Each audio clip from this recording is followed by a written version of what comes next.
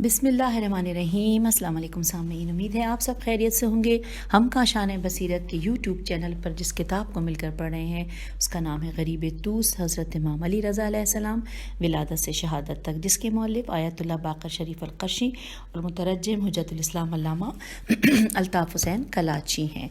और ये है रीडिंग का पार्ट नंबर 27 और अल्हम्दुलिल्लाह हम पेज 458 पे रीडिंग का आगाज़ कर रहे हैं। हेडिंग है मोहम्मद बिन यजीद और मसला तौहीद। साथ साथ ये भी बताती चलती हूँ, एक पिछला पैराग्राफ साथ पढ़ लूँ तो साथ में कंटिन्यूशन हो जाएगी कि लिखा है कि जहाँ पर आपने जिन्होंने मेरे साथ पिछली नशिस्त में पार्ट 26 में मिलकर रीडिंग की है उनको मालूम होगा कि जब जो फ़तह नाम जिनका नाम था उन्होंने मौला के साथ सवाल जवाब किए थे, तो लिखा है कि जब फ़तह ने इमाम अलैहिस्सलाम की इब्तिदाई गुफ्तगू सुनी तो वो बहुत ज़्यादा हैरान हुआ और इमाम अलैहिस्सलाम के करीब आया ताकि आपके पाँव पर बोसा दे, लेकिन इमाम ने उसे रोक दिया। फिर उसने आपके सर पर बोसा दिया और बहुत ज़्यादा खुश था कि वो मुतमईन होकर जा रहा है। ये तफसील से आप सुनिएगा पिछली सारी रिकॉर्डिंग तो आपको बहुत अच्छा लगेगा। फिर अब साथ ये लिखा था आगे कि तौहीद के मौजू पर इमाम अलैहिस्सलाम की मज़ीद गुफ्तगू मुलाहिज़ा करें, यानी कि जो इससे पहले फ़तह के साथ जो गुफ्तगू थी वो भी तौहीद के हवाले से थी और कुरान पाक के हवाला जात भी उसमें शामिल थे। अब आइए इसमें लिखा है कि तौहीद के मौजू पर इमाम अलैहिस्सलाम की मज़ीद गुफ्तगू मुलाहिज़ा करें कि जो दर्ज झैल है। और हेडिंग है मोहम्मद बिन यजीद और मसला तौहीद। लिखा है मोहम्मद बिन जैद, यहाँ पे तो लिखा था शुरू में यजीद हेडिंग में, लेकिन यहाँ पे लिखा है आगे कि मोहम्मद बिन जैद से रिवायत है कि मैंने हज़रत इमाम अली रज़ा अलैहिस्सलाम से तौहीद के मुतालिक सवाल किया, आपने मसला लिखकर मेरी तरफ भेजा। आप अलैहिस्सलाम ने ये मसला लिखकर मेरी तरफ भेजा। अब ये जो मसला लिखा गया है ये अरबी में पूरा पैराग्राफ है जिसका तर्जुमा हम पढ़ने जा रहे हैं। पेज 459 पर आ गए हैं कि लिखा है कि इन्वर्टेड कॉमा तारीफ़ और व तौसीफ़ उस ज़ात के लिए कि जो तमाम अशिया को मुल्क अदम से आलम वजूद में जगह देने वाला है और उसने अपनी कुदरत व हिकमत से चीज़ों को ईजाद किया। कोई नहीं है कि जो उसकी इजादात व मसनूआत को बातिल करार दे, ना उसके लिए कोई इल्लत है कि उसकी इब्तिदा सही ना हो। उसने जो चाहा उसे अपनी कुदरत से खल्क किया और जिस तरह चाहा उसे पैदा किया। वो वाहिद व आहद है। उसकी ये तख्लीक अपनी हिकमत के इजहार, अपनी रबूबियत के ऐलान और अपनी हकीकत के बयान के लिए थी। अक़ूल अब यहाँ पे लिखा है ऐन काफ वाव लाम। अक़ूल बावजूद अपनी वसअत के उसे ज़ब्त में लाने से कोताह हैं। औहाम अपनी ऊंची परवास के बावजूद उस तक रसाई नहीं कर सकते। अबसार अपनी क़ुव्वत बसारत के साथ साथ उसके इदराक से कासिर हैं और किसी मीज़ान, मेयार व मिक़दार से उसका अहाता नहीं हो सकता। और इबारतें उसके औसाफ के बयान से आजिज़ हैं। आँखें उसके साहते जलाल सीन अलिफ हेते और फिर ज़ेर साहते जलाल तक पहुँचने से थकी मांदा हैं। सिफ़ात के तसर्रुफ़ात व तग़य्युरात वहाँ तक जाकर गुम हो गए हैं। वो पोशीदा है मगर बग़ैर किसी पर्दे के और मस्तूर व महजूब है बग़ैर किसी रोक के। वो मारूफ़ है बग़ैर रोयत के। वो मौसूफ़ है बग़ैर सूरत के। वो मीम नून ऐन वावते मन अवत है बग़ैर जिस्म के। अल्लाह के सिवा कोई माबूद नहीं है। वो आली व मतआली है और आली मर्तबत है। यहाँ पर इन्वर्टेड कॉमा क्लोज हो गया और हवाला है अल तौहीद अल काफ़ी जिल्द नंबर 1 सफ़ा नंबर 98। फर्जंद रसूल अलैहिस्सलाम ने इस हदीस शरीफ में खालिक अज़ीम की कुदरत व हिकमत बयान की है जिसने तमाम अशिया को पैदा किया। हम आ गए पेज 460 पर।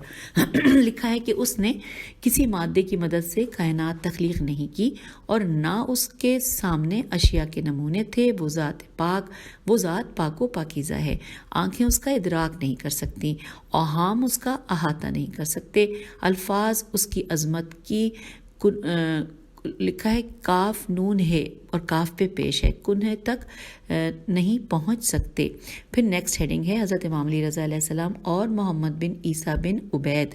लिखा है इमाम अलैहिस्सलाम ने फरमाया कि अगर तुमसे अल्लाह ताला के बारे में पूछा जाए कि वो शय है या शय नहीं है تو تم کیا جواب دو گے؟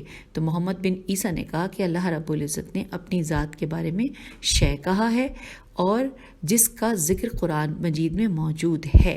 سورہ انعام کی آیت نمبر 19 میں ہم جب جا کے دیکھیں گے تو ہمیں یہ اس کا حوالہ مل جائے گا کہ نیچے لکھا ہے کہ میں کہتا ہوں کہ اللہ شے ہے لیکن اشیاء جیسا نہیں ہے، اس لیے اس سے شیعت کی نفی کی گئی ہے۔ اب یہاں پہ ہجے کرتی ہوں، شین یہ حمزہ یہ تے، اور اس کے بعد آگے لکھا ہے کہ امام علیہ السلام نے اس کے جواب کو پسند کیا اور فرمایا کہ تم نے سچ کہا اور حقیقت کو پا لیا ہے۔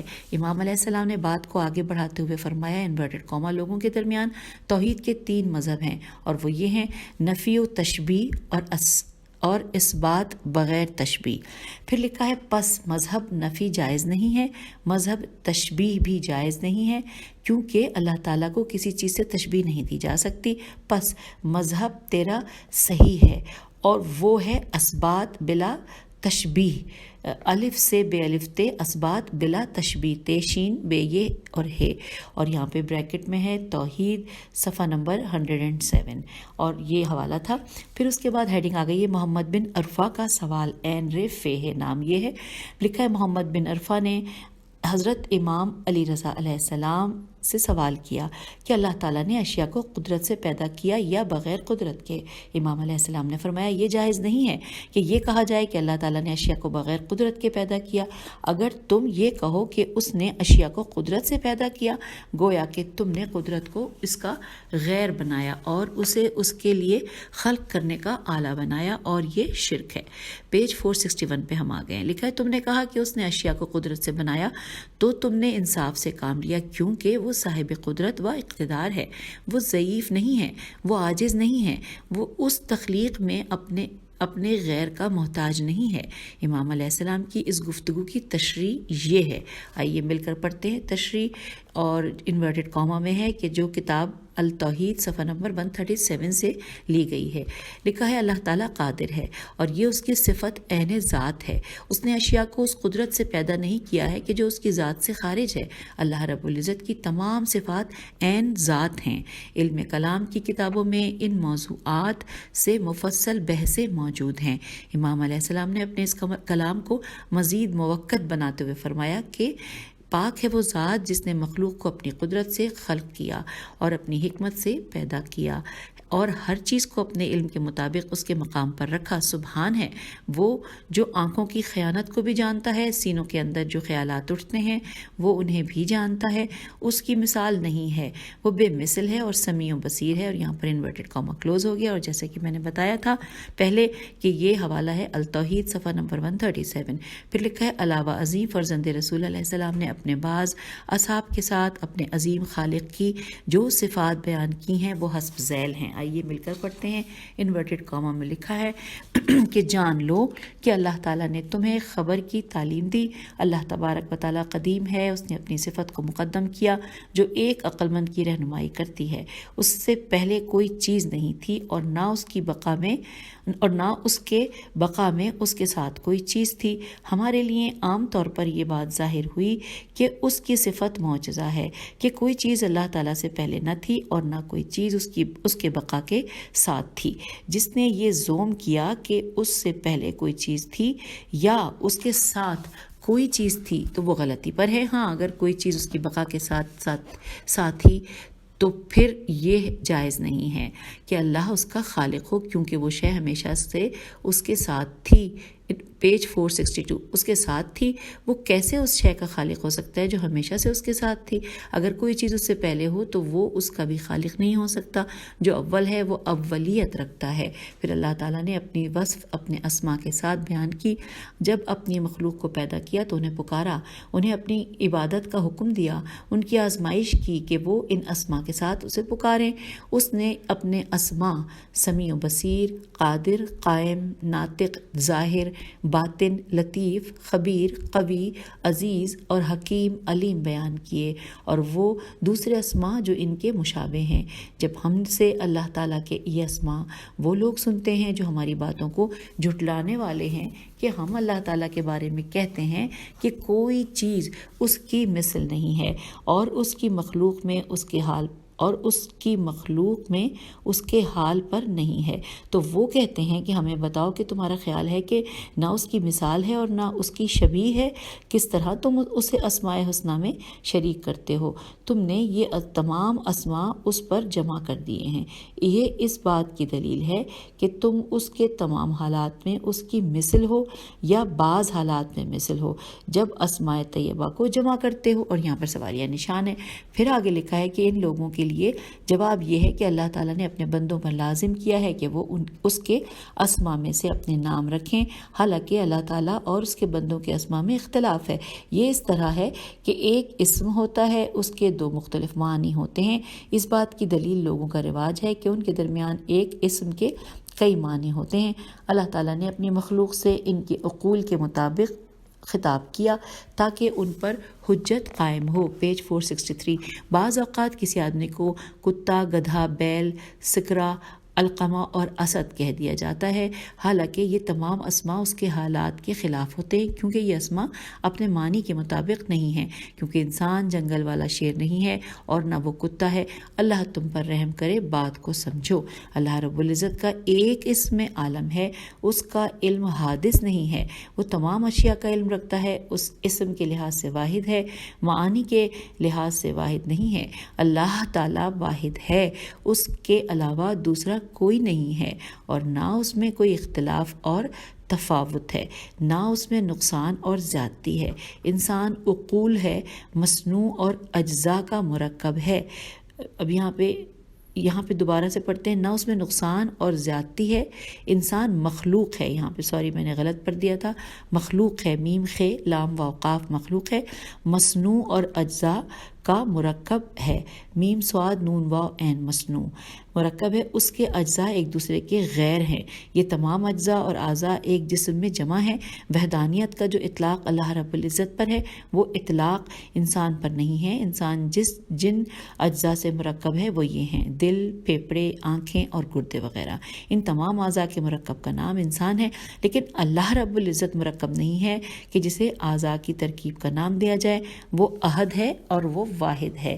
اب یہ میں یہاں پہ انورٹڈ کاما مکمل ہوا، اور یہاں ہم نے کہاں سے شروع کیا تھا؟ پیج 461 کے آخر میں تھا کہ علاوازی فرزند رسول نے اپنے بعض اصحاب کے ساتھ اپنے عظیم خالق کی جو صفات بیان کی وہ حسب ذیل ہے۔ یہ وہ صفات ہم پڑھ رہے تھے اور اس کو ہم نے اب مکمل کر لیا۔ تو اب اس کے بعد لکھا ہے کہ فتح نے کہا وہی جن سے گفتگو پہلے ہوئی تھی، فتح نے کہا کہ فرزند رسول علیہ السلام لطیف کی تفسیر بیان کریں، لام تو یہ فے، لطیف کی تفسیر بیان کریں، کیونکہ میں جانتا ہوں کہ جس قدر اللہ لطیف ہے اس طرح اور کوئی لطیف نہیں ہے۔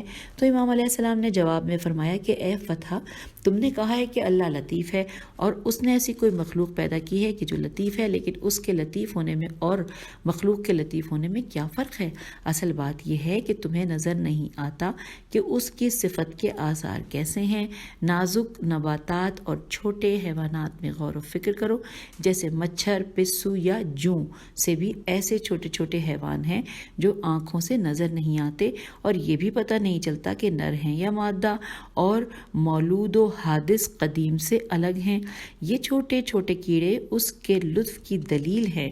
پھر وہ ان کیڑوں کا جفتی پر راغب ہونا، جیم فے تے چھوٹی ہے، جفتی پر راغب ہونا اور موت سے بھاگنا اور اپنی ضروریات جمع کرنا، دریاؤں کے کنڈوں سے، درختوں کے کھوکھلوں سے، جنگلوں اور میدانوں سے، اور پھر ایک کا دوسرے کی بولی سمجھنا اور ضروریات کا اپنی اولاد کو سمجھانا اور غذاؤں کا ان کی طرف پہنچانا، پھر ان کے رنگوں کی ترکیب سرخی و زردی کے ساتھ اور سفیدی سرخی سے ملانا، اور ایسی چھوٹی مخلوق کا پیدا کرنا کہ جنہیں آنکھیں نہیں دیکھ سکتی اور نہ ہاتھ چھو سکتے ہیں۔ تو ہم نے جانا کہ اس مخلوق کا خالق لطیف ہے، اس نے اپنے لطف خاص سے پیدا کیا ہے، اس نے انہیں بغیر اعضاء و آلات کے پیدا کیا ہے۔ ہر صانع کوئی چیز کسی مادے سے بناتا ہے، خدا کو ان کی ضرورت نہیں ہے، وہ کن کہہ کر پیدا کرتا ہے۔ وہ اللہ خالق و لطیف اور جلیل ہے، اس نے بغیر کسی کی مدد کے سے پیدا کیا ہے۔ پیج 464 پہ ہم آ چکے ہیں۔ پھر لکھا ہے نیکسٹ پیراگراف میں کہ فرزند رسول علیہ السلام نے فرمایا، اے راوی جان لو، خدا تجھے نیکی کی تعلیم دے کہ خداوند تعالیٰ قدیم ہے اور قدیم ہی وہ صفت ہے جو ایک عقل مند کی رہنمائی کرتی ہے۔ اس بات کی طرف سے نہ تو قدامت میں کوئی شے اس سے پہلے ہو سکتی ہے اور نہ اس کے بعد اور ہم پر ظاہر ہوا۔ ان لوگوں نے کے اقرار سے جنہوں نے کہ صفت قدامت کو وسیع معنوں میں استعمال کیا ہے کہ کوئی شے نہ اس سے پہلے ہے نہ اس کے ساتھ ہے۔ اگر بقا میں کوئی شے ہے اس کے ساتھ ہوتی تو پھر اس کے لیے خالق ہونا جائز نہ ہوتا، کیونکہ دوسری چیز ہمیشہ اس کے ساتھ ہے، اس کا خالق ہونا کیا معنی ہے؟ اور اگر اس سے پہلے ہے تو اول کے لیے خالق ہونا اولا ہوگا نہ کہ بعد والے کے لیے۔ پھر لکھا ہے کہ خدا نے اپنے نفس کا وصف بیان فرمایا ہے کچھ اسماء سے، اور جب مخلوق کو پیدا کیا تو انہیں بلایا اور اس سے اپنی عبادت چاہی اور انہیں آزمائش میں ڈالا تاکہ وہ انہیں ان اسماء سے پکاریں۔ پس اس لیے اپنی ذات کا نام سمیع، بصیر، قادر، قائم، ناطق، ظاہر، باطن، لطیف، خبیر، قوی، عزیز، حکیم، علیم یا جو ان اسماء سے مشابہ ہے۔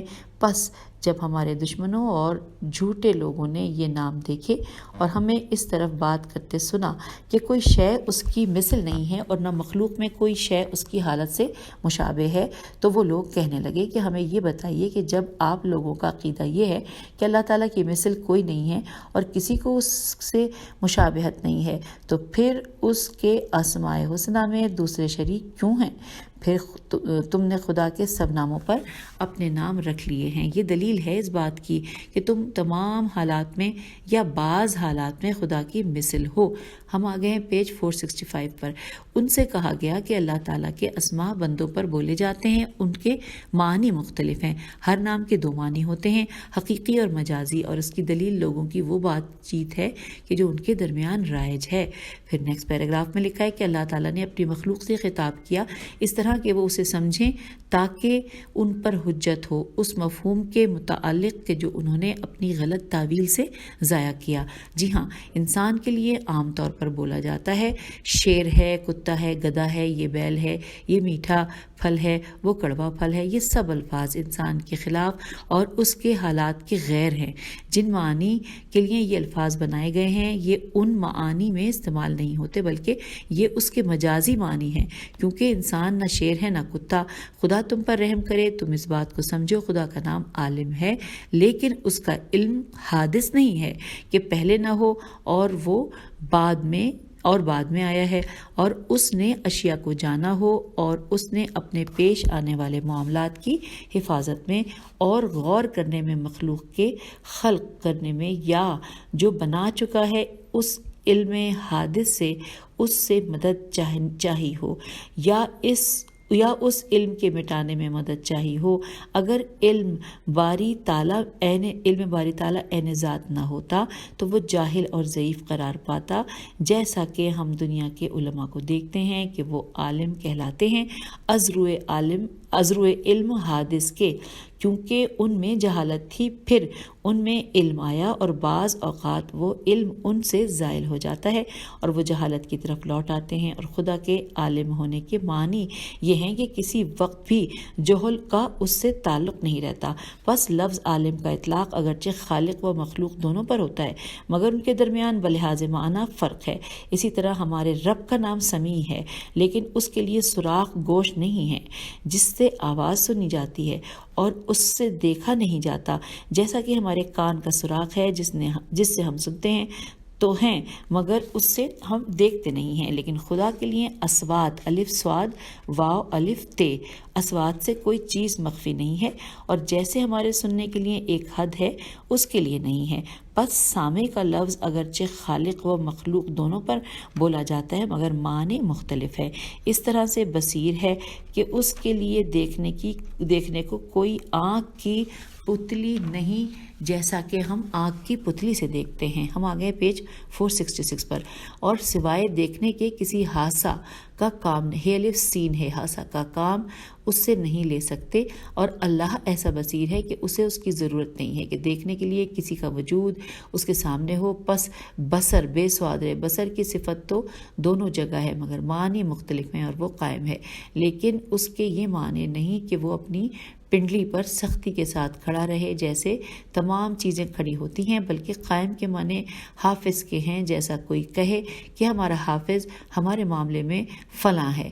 اللہ تعالیٰ کا ہر نفس کے لیے اس کے کسب کا قائم، اور قائم کے معنی محاورہ عرب میں باقی کے ہیں، اور قائم کے معنی حافظ کے ہیں یا کے ہیں، جیسا کوئی کہے کہ ہمارا حافظ ہمارے معاملے میں فلاں ہے۔ قائم کے معنی کفایت کرنے والے کے بھی ہیں، جیسے تم کہو کہ کھڑے ہو فلاں شخص کے لیے، یعنی اس کے کام کو پورا کرو۔ جس معنی میں ہم قائم بولتے ہیں وہ پنڈلی پر کھڑے ہونے والے کے ہیں، پس لفظ مشترک ہے اور اس کے معنی مختلف ہیں۔ اور لطیف سے یہ مراد نہیں کہ وہ کم ہے یا دبلا ہے یا چھوٹا، بلکہ اس کا مفہوم یہ ہے کہ مشابہت نہیں ہے، اسے کسی چیز سے اور اس کی ذات کا ادراک ممنوع ہے۔ اسی معنی میں ایک کہ شخص کسی سے کہتا ہے کہ اگر ہمارے کہتا ہے کہ اسی معنی میں ایک شخص کسی سے کہتا ہے کہ یہ امر ہمارے لیے باریک ہو، یعنی اس کی حقیقت چھپ گئی۔ اور اس طرح بھی بولا جاتا ہے کہ فلاں شخص اپنی راہ و روش میں باریک ہو گیا، یعنی عقل اس میں ڈوب کر رہ گئی اور جستجو ختم ہو گئی، وہ بڑا گہرا اور باریک ہو گیا، عقل اس کا ادراک نہیں کر سکتی۔ پس اللہ کے لطیف ہونے کے یہی معنی ہیں کہ وہ کسی حد سے ادراک نہیں کیا جا سکتا اور نہ کسی وصف میں محدود ہے۔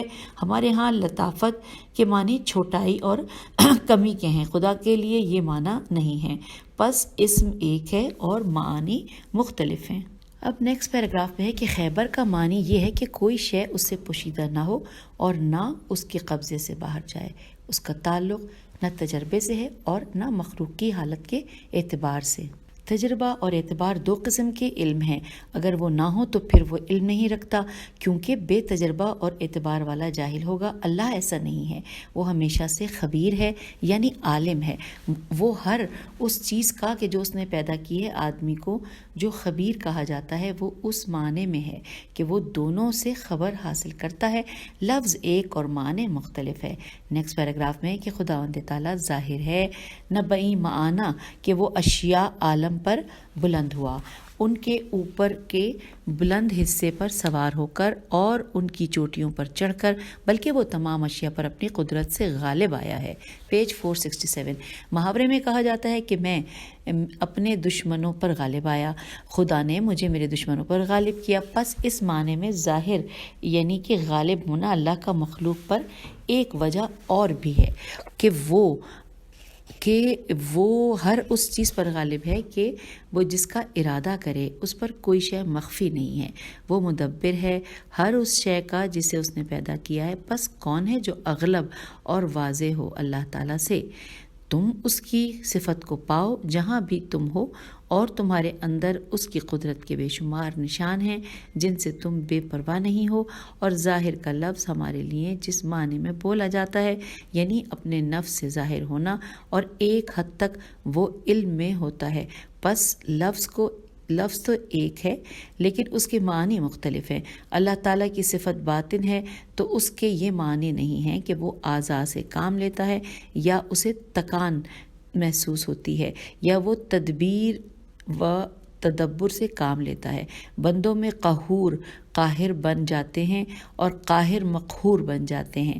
اللہ تعالیٰ کے لیے ایسی بات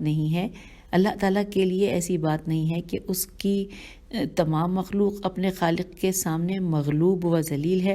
کوئی ایسی طاقت نہیں ہے کہ اسے اس کے ارادے سے روک دے اور لمحہ بھر کے لیے اس کی حکومت سے باہر ہو جائے۔ جب وہ کہتا ہے ہو جا، پس وہ ہو جاتی ہے۔ اور ہم میں جو قاہر کہلاتے ہیں یہ اوصاف ہم میں نہیں ہے۔ دوبارہ سے پڑھتے ہیں کہ جب وہ کہتا ہے کہ ہو جا، پس ہو جاتی ہے۔ اور ہم میں جو قاہر کہلاتے ہیں یہ اوصاف ہم میں نہیں ہے۔ لفظ ایک معنی مختلف، یہی صورت تمام اسمائے دوبارہ پڑھتے ہیں، لفظ ایک معنی مختلف، یہی صورت تمام اسمائے الہیہ کے لیے ہے۔ ہم سب اسماء کا ذکر نہیں کرتے، چند اسماء کے متعلق تمہیں بتا دیا ہے۔ اللہ اپنی ہدایت و نصرت کے ساتھ ہماری مدد کرے گا۔ اور یہ حوالہ ہے اصول کافی، جلد نمبر 1 صفحہ نمبر 120 سے 123۔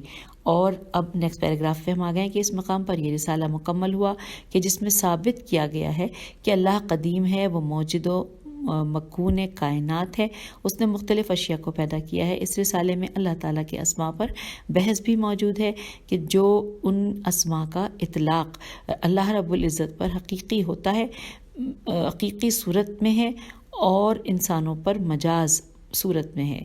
انسان ہر حال میں اللہ تعالیٰ کا محتاج ہے۔ قابل ذکر بات یہ ہے کہ حضرت کلینی رحمۃ اللہ نے اسے مرسل بنایا تھا، اس کی سند کا ذکر نہیں کیا۔ اب ہم آگے ہیں پیج نمبر 468 پر، اور یہاں پر ہیڈنگ ہے اللہ لامکان ہے۔ لکھا ہے کہ ایک شخص ماورائے النہر بلخ، میں اس کی ہجے کرتی ہوں۔ ماورا کی تو آسان ہے، میم الف واو رے الف اور حمزہ، پھر لکھیے الف لام نون ہے رے النہر، اور پھر بے لام خے سے حضرت امام علی رضا علیہ السلام کے پاس آیا اور بارگاہ امام علیہ السلام میں عرض کرنے لگا کہ میں آپ علیہ السلام سے ایک سوال کرتا ہوں، اگر آپ نے جواب دیا تو میں آپ علیہ السلام کی امامت کا معتقد ہو جاؤں گا۔ امام علیہ السلام نے فرمایا جو چاہو پوچھ لو۔ اس نے کہا آپ علیہ السلام یہ بتائیں کہ آپ کا رب کب ہے اور کیسا ہے اور کس چیز سے پر سہارا کیے ہوئے ہے؟ تو امام علیہ السلام نے فرمایا اس نے ہر جگہ والے کو جگہ والا بنایا ہے، اس کے لیے کوئی جگہ نہیں ہے، وہ کیفیتوں کا خالق ہے، خود صاحب کیفیت نہیں ہے، اس کا اعتماد اپنی قدرت پر ہے۔ اور یہ سن کر وہ شخص اٹھا اور امام علیہ السلام کے سر کو بوسہ دیا اور کہا کہ میں گواہی دیتا ہوں کہ اللہ رب العزت کے سوالوں کے سوا کوئی معبود نہیں، اور محمد اللہ کے رسول ہیں، اور علی وصی اللہ ہے، اور رسول اللہ صلی اللہ علیہ وآلہ وسلم کو اللہ نے جس راہ پر قائم کیا، آپ صلی اللہ علیہ وآلہ وسلم اسی پر قائم ہیں، اور آپ لوگ سچے امام ہیں، اور آپ علیہ السلام ان کے صحیح جانشین ہیں۔ اور یہاں پہ حوالہ ہے اصول کافی جلد نمبر 1 صفحہ نمبر 88۔ اور اب نیکسٹ ہیڈنگ ہے اللہ غیر مرئی ہے۔ محمد بن عبید سے مروی ہے کہ میں نے حضرت امام علی رضا علیہ السلام کو مسئلہ رویت کے متعلق وہ روایات لکھیں جو عامہ اور خاصہ کے درمیان مشہور ہیں۔ آپ علیہ السلام نے اپنے قلم سے تحریر فرمایا، مخالفین کا اس پر اجماع ہے کہ خدا کی معرفت از روئے رویت ضروری ہے، اور جب اللہ تعالیٰ کو آنکھ سے دیکھنا جائز ہوگا تو اس کی معرفت بھی ضروری ہوگی، پس اس قسم کی معرفت از روئے ایمان ہوگی یا از روئے ایمان نہیں ہوگی۔ اگر از روئے رویت یہ معرفت ایمان قرار پائے گی تو جو معرفت اس دنیا میں آثار قدرت کے معائنے سے حاصل ہوگی وہ ایمان قرار نہیں پائے گی، کیونکہ ضد زواد دال اور دال کے نیچے زیر ضد رویت ہے۔ پھر لکھا ہے کہ اس صورت میں کہ کوئی مومن دنیا میں پایا ہی نہ جائے گا کیونکہ کسی نے خدا کو نہیں دیکھا، اور اگر یہ معرفت از روئے رویت نہ ہوگی تو اس معرفت میں کوئی خرابی پیدا نہ ہوگی جو از روئے اکتساب ہوگی۔ الف کے نیچے زیر ہے، الف کاف تے سین الف بے۔ ہم آگئے ہیں پیج 469 پر۔ قیامت کے دن بھی یہ معرفت قائم رہے گی۔ یہ دلیل ہے اس کی کہ خداوند تعالیٰ کو آنکھ سے دیکھا نہیں جا سکتا، کیونکہ آنکھ سے دیکھنا وہی خرابی پیدا کرتا ہے جسے ہم نے بیان کیا۔ اور یہ ہے حوالہ اصول کافی جلد 1 صفحہ نمبر 96 اور 97 کا۔ آگے چلتے ہیں، لکھا ہے جی ہاں، فرزند رسول علیہ السلام نے اپنی حجت بالغہ سے اللہ کو آنکھوں سے دیکھنے کی دلیل کو باطل قرار دیا کہ خالق کو عقل اور فکر سے دیکھا جا سکتا ہے۔ اللہ رب العزت پر ایمان رکھنا ضروریات دین میں سے ہے، عقل کا اندھا ہی اس کا انکار کر سکتا ہے۔ یہ کائنات دلیل ہے کہ اس کا کوئی خالق ہے اور وہ صرف اللہ ہے۔ اب نیکسٹ ہیڈنگ ہے تفویض اور جبر۔ تے فے واو یہ زواد، تفویض اور جبر۔ لکھا ہے تفویض دین اسلام سے متصادم سوچ ہے، اس طرح جبر ہے اس کا دین اسلام سے کوئی تعلق نہیں ہے۔ حسن بن علی وشاہ واو شین الف اور حمزہ۔ حسن بن علی وشاہ نے حضرت امام علی رضا علیہ السلام کی خدمت میں عرض کیا، کیا اللہ تعالیٰ نے اپنا امر اپنے بندوں کو تفویض کر رکھا ہے؟ تو امام علیہ السلام نے فرمایا، خدا کی شان اس سے بلند ہے۔ میں نے کہا تو پھر کیا اس نے اپنے بندوں کو گناہ پر مجبور کیا ہے؟ تو امام علیہ السلام نے فرمایا، وہ اس سے بڑھ کر انصاف کرنے والا ہے اور حکم کرنے والا ہے۔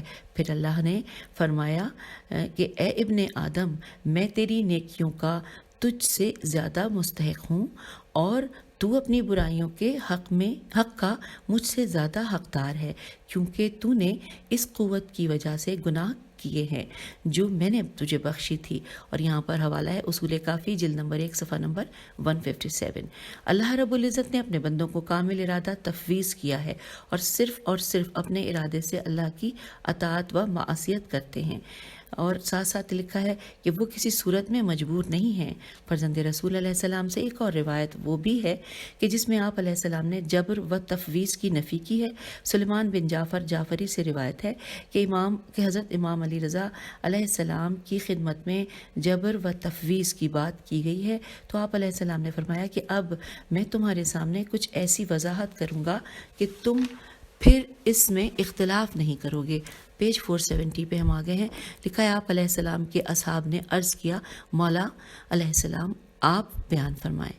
تو امام علیہ السلام نے فرمایا کہ اللہ تعالیٰ نے کسی کو اپنی اطاعت پر مجبور نہیں کیا اور نہ کسی کو معصیت پر مجبور کیا، اور اس نے اپنے ملک میں کسی کو بیکار نہیں کیا۔ اس کے بندے جس چیز کے مالک ہیں وہ ان کا مالک ہے۔ اس نے جس چیز پر اپنے بندوں کو قادر کیا ہے وہ ان پر قدرت رکھتا ہے۔ اللہ رب العزت نے اپنے بندوں کو اپنی اطاعت کا حکم دیا ہے، اللہ ان سے یہ امر صادر کراتا ہے اور نہ انہیں اس کے کرنے پر روکتا ہے۔ اب نیکسٹ ہیڈنگ آ گئی ہے استطاعت۔ علی بن اسبات سے، الف سین بے الف توئے، الف پہ زبر ہے، علی بن اسبات سے روایت ہے کہ میں نے حضرت امام علی رضا علیہ السلام سے پوچھا استطاعت سے کیا مراد ہے؟ تو امام علیہ السلام نے فرمایا کہ بندہ 4 فضائل سے مستطیع ہوتا ہے۔ وہ 4 فضائل یہ ہیں نمبر 1 راہ عمل مزاحمت سے خالی ہو، نمبر 2 اس کا بدن عیوب سے پاک ہو، جیسے بیماری کی حالت میں بندہ پورا کام نہیں کر سکتا، نمبر 3 اسباب و آلات میں کمی نہ ہو، جیسے مال وغیرہ کا کم ہونا، پھر نمبر 4 ہے کہ مشیت الہی کا اس سے تعلق ہونا۔ یہ چاروں ہم نے پڑھ لیے کہ جو امام علیہ السلام نے 4 فضائل بتائے تھے کہ بندہ 4 فضائل سے مستطیع ہوتا ہے۔ یہ 4 فضائل پڑھ لیا۔ آگے لکھا ہے راوی نے عرض کیا میں قربان ہو جاؤں، اس کی تشریح کیجیے۔ تو امام علیہ السلام نے فرمایا کہ اگر کوئی بندہ بغیر مزاحمت کے ہو، صحیح الجسم ہو، اس کے اعضاء درست ہوں اور وہ زنا کرنے کا ارادہ کرے مگر اسے عورت نہ ملے، اگر مل جائے تو اس کا نفس اپنے کو بچانے کی طرف متوجہ ہو، پس وہ رک جائے جیسے حضرت یوسف علیہ السلام رک گئے تھے، یا اس کے اور اس کے ارادے کے درمیان خلل پیدا ہو جائے، یعنی توفیق الہی اور مشیت ایزدی اس کے ساتھ نہ ہو اور زنا کرے تو اسے زانی کہا جائے گا۔ در صورت اس نے اپنے کو بچانے کے لیے خدا کی اطاعت از راہ جبر نہیں کی، اور معصیت کی صورت میں اس نے خداوند تعالیٰ پر غلبہ حاصل نہیں کیا۔ ہم آگے پیج 471 پہ لکھا ہے فرزند رسول امام حشتم علیہ السلام نے اپنی اس گفتگو سے یہ ثابت کیا کہ تمام ائمہ اہل بیت علیہ السلام کا نظریہ ہے کہ دین اسلام میں جبر و تفویض کی کوئی حیثیت نہیں ہے۔ آپ علیہ السلام نے فرمایا کہ امر 2 امروں کے درمیان ہے، نہ جبر ہے اور نہ تفویض ہے۔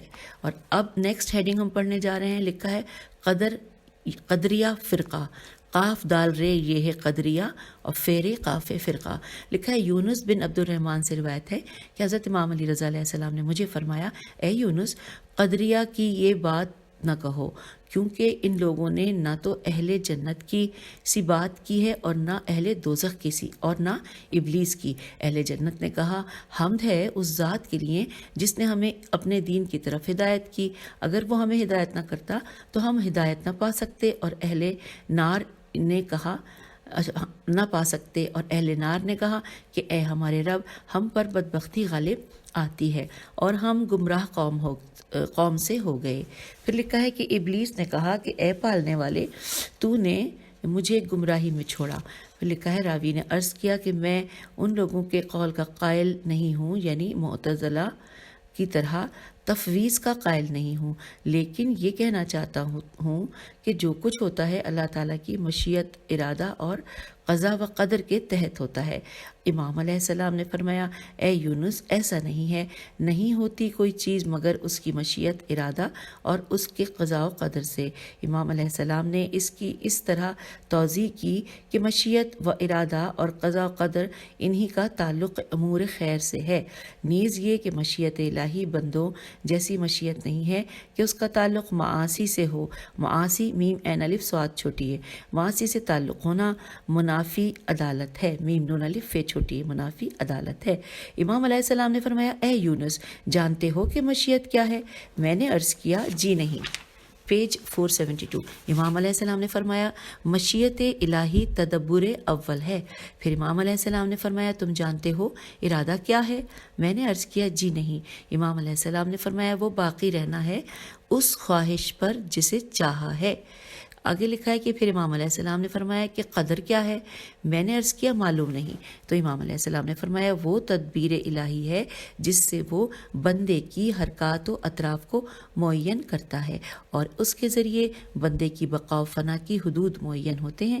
قضا کا تعلق بندے کے فعل کی استواری اور اپنے کسی فعل کی ایجاد ہے۔ اور یہ جو سب کچھ ہم نے ابھی یہاں پڑھا اس کا حوالہ ہے اصول کافی جلد نمبر 1 صفحہ نمبر 157۔ پھر لکھا ہے کہ امام علیہ السلام کی اس تقریر سے یونس بہت زیادہ متاثر ہوا۔ اس نے امام علیہ السلام کے سر مبارک کے بوسے لیے اور عرض کیا فرزند رسول علیہ السلام، آپ علیہ السلام نے مجھے غفلت کی دلدل سے نکالا، اب میں راہ ہدایت پر گامزن ہو گیا ہوں۔ حضرت امام علی رضا علیہ السلام نے اسلامی عقائد کو براہین قاطعہ کے ساتھ واضح کیا اور اپنے مناظروں میں عقیدہ امامت پر وہ قرآنی اور استدلالی بحث کی کہ جس کے سامنے منکر امامت کو تسلیم کیے بغیر کوئی اور راستہ نہ دکھائی دیا۔ اور یوں یہاں پر یہ والا پیراگراف ہم نے مکمل کر لیا ہے اور اس کے بعد ہم آپ سے اجازت چاہتے ہیں پیج 472 پر۔ انشاءاللہ اس سے آگے ہم پڑھیں گے اور بہت امپورٹنٹ ٹاپک ہے وہ میں آپ کو ساتھ ساتھ بتا دوں، نیکسٹ نشست میں ہم پڑھنے جا رہے ہیں امامت کی اہمیت۔ تو اب اجازت دیجیے، خدا حافظ، فی امان اللہ۔